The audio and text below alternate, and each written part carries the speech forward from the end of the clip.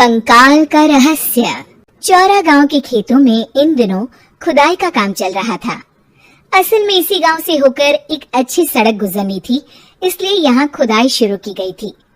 अचानक एक दिन खुदाई करने वाली मशीन से कुछ टकराता है। बाद में जब खोजबीन की जाती है तो वहां से 2 कंकाल मिलते हैं। पुलिस गांव के लोगों से पूछताछ शुरू करती है। आप लोगों को क्या लगता है ये किसके कंकाल हो सकते हैं?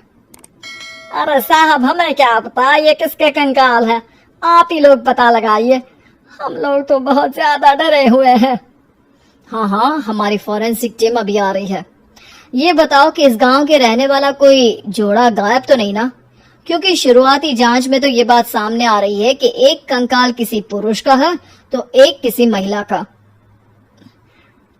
साहब, हमें तो बहुत डर लग रहा है। ऐसे कंकाल मिलने का मतलब गांव के आसपास ही किसी की हत्या हुई है या फिर किसी को जलाकर मार डाला गया है। हाँ साहब, हम अपने परिवार को लेकर बहुत ही ज्यादा परेशान हैं। देखिए, आप लोगों की परेशानी हम समझ सकते हैं, लेकिन आप लोगों को पुलिस का सहयोग करना होगा, क्योंकि आपके सहयोग के बगैर हम ये पता नहीं लगा सकते हैं कि आखिर ये किसके कंकाल है और इनकी हत्या किसने की। ठीक है साहब, गांव के लोग आपका पूरा सहयोग करेंगे। हाँ साहब, पूरा सहयोग करेंगे। तो फिर ठीक है, हम अपनी जांच शुरू कर देते हैं। कुछ दिन बाद जांच रिपोर्ट आ जाती है। पता चलता है कि ये कंकाल करीब 20 साल पुराने हैं, यानी 20 साल पहले किसी जोड़े की हत्या कर शव को यहाँ पर दबा दिया गया था। इंस्पेक्टर राघव, ये बताओ कि 20 साल पहले की मर्डर मिस्ट्री क्या आप सुलझ सकती है? हाँ सर, क्यों नहीं, लेकिन अब सबूत और गवाह काफी मिट गए होंगे। मुश्किल तो होगी, लेकिन शायद किसी परिवार को इंसाफ मिल सके। इंस्पेक्टर राघव, आप बिल्कुल सही कह रहे हैं। किसी परिवार को तो इंसाफ मिलेगा ही और किसी को उसके किए की सजा भी मिलेगी। जी सर, मैंने तो जांच शुरू भी कर दी है। 20 साल पहले इस गांव के 2 जोड़े अचानक कहीं गायब हो गए थे।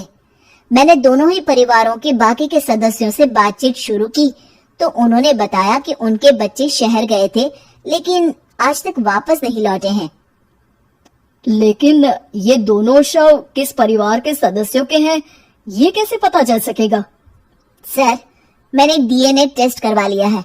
आज शाम तक इसकी रिपोर्ट भी आ जाएगी। अच्छा, ठीक है। उसी शाम को सर, डीएनए रिपोर्ट के मुताबिक ये दोनों ही लाशें चौरा गांव के रहने वाले प्रधान सुल्तान सिंह के बेटे और बहू की है। लेकिन इनकी हत्याएं किसने की है, ये कैसे पता लगेगा?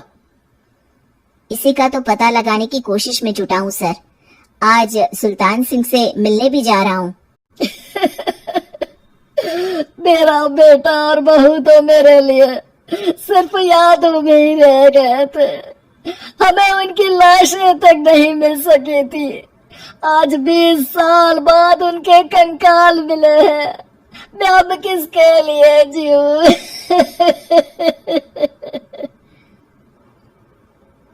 लेकिन सर, क्या आपकी किसी से कोई दुश्मनी थी? अपने बेटे बहू की हत्या के लिए आप किसे जिम्मेदार मान रहे हैं? अब मैं किसका नाम बोलूं? मेरी तो किसी से दुश्मनी नहीं थी, बस मेरे बेटे बहू को कोई वापस ला पाता।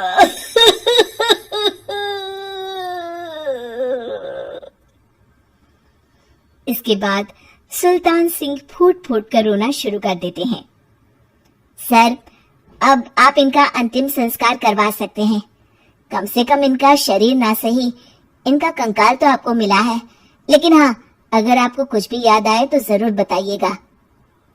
मेरी तो बेटा अब उम्र हो गई है, लेकिन मेरे बेटे और बहू के हत्यारों का जरूर पता लगाइएगा, क्योंकि जब तक हत्यारे पकड़े नहीं जाएंगे मेरा मन नहीं मानेगा। सर, हमारी पूरी कोशिश रहेगी हत्यारे को पकड़ने की। लेकिन एक बात बताइए, उस वक्त आपको किस पर शक गया था? उस वक्त मेरे एक ड्राइवर को पकड़ा गया था, लेकिन सबूतों के अभाव में उसे छोड़ दिया गया था। अच्छा, और ड्राइवर पर कैसे शक हुआ था?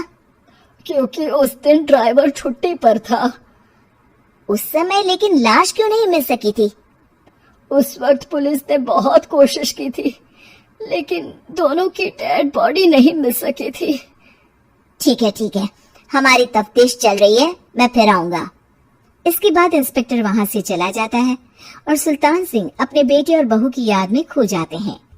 कुछ दिन बाद सुल्तान सर, एक बात बताइए, जब आपके बेटे बहू की हत्या हुई थी, उसी के आसपास आपके ही गांव का रहने वाला एक और जोड़ा उसी वक्त गायब हो गया था ना? हाँ सर, अलका और अभिषेक, वो भी मेरे बच्चों जैसे ही थे। तो फिर वो कहाँ है? उनका भी आज तक पता नहीं चल सका, लेकिन बताते हैं कि कुछ साल पहले अभिषेक को गांव के ही किसी आदमी ने मुंबई में देखा था, लेकिन फिर वो गायब हो गया। यानी अभिषेक और अलका की हत्या नहीं हुई थी, बल्कि उन्होंने किसी वजह से खुद ही गांव छोड़ दिया था। हाँ, हो सकता है, क्योंकि अभिषेक मेरे बेटे संतोष का अच्छा दोस्त था और उसका मेरे घर भी आना जाना लगा रहता था। हो सकता है कि उसने मेरे बेटे और बहू के बारे में सुन लिया हो और ये गांव छोड़ दिया हो सकता है। उनके परिवार का कोई अब नहीं रहता क्या इस गांव में? अब तो कोई नहीं रहता। एक चाचा थे, लेकिन उन्होंने भी अपना पुश्तैनी मकान बेच दिया है। वो भी अब कहीं शहर में ही बस गए हैं। ओह, अभिषेक और अलका के बारे में भी पता लगाना होगा। हो सकता है कि वही इस हत्या के बारे में कुछ बता सके। हो तो सकता है, लेकिन वो बेचारे तो खुद ही वक्त के मारे थे, वो क्या बताएंगे। फिर भी सर, जब केस दोबारा खुला है तो जांच तो करनी ही पड़ेगी, और इस बार तो लाशें भी बरामद हुई है। कुछ दिन तक लगातार तफ्तीश चलती रही। एक दिन थाने से सुल्तान सिंह को फोन आता है। हाँ, कौन बोल रहा है? सर, मैं कांस्टेबल तुलाराम बोल रहा हूँ थाने से। आपको थाने आना पड़ेगा। थाने? लेकिन क्यों? सर, किसी की पहचान करवानी है। अच्छा ठीक है, मैं दोपहर तक पहुंचता हूँ। सुल्तान सिंह दोपहर में थाने पहुंचता है। कई पुलिस के अधिकारी वहां मौजूद रहते हैं। सर, आपके बेटे की हत्या का रहस्य आज शायद सुलझ जाए। अच्छा इंस्पेक्टर राघव, पर वो कैसे? सर, उस आदमी को देखिए, क्या वही अभिषेक है? सुल्तान सिंह की आंखों में हैरानी से आंसू आ जाते हैं। हाँ सर, यही अभिषेक है। ये आपको कहाँ से मिला? सिर्फ अभिषेक ही नहीं, बल्कि इसकी पत्नी अलका भी इसके साथ है। मैडम, जरा अभिषेक की पत्नी को लाइए। जैसे ही अलका को पेश किया जाता है, सुल्तान सिंह जमीन पर गिर जाते हैं। सुल्तान सर, क्या हुआ आपको? आप अलका को देखकर गिर क्यों गए? सुल्तान सिंह सर पकड़कर बैठ जाते हैं। ये अलका नहीं, बल्कि ये तो मेरी बहू रितु है। पूरा थाना एक दूसरे का मुंह देखने लगता है। क्या? इसके बाद हर किसी को दो कंकाल और हत्या का रहस्य समझ में आ गया। अभिषेक और रितु ने मिलकर संतोष और अलका की हत्या की थी और लाश को जमीन के नीचे दबा दिया था। आज 20 साल बाद इस हत्या का रहस्य खुल सका था कि अवैध प्रेम संबंध में दो मासूमों की जान गई थी।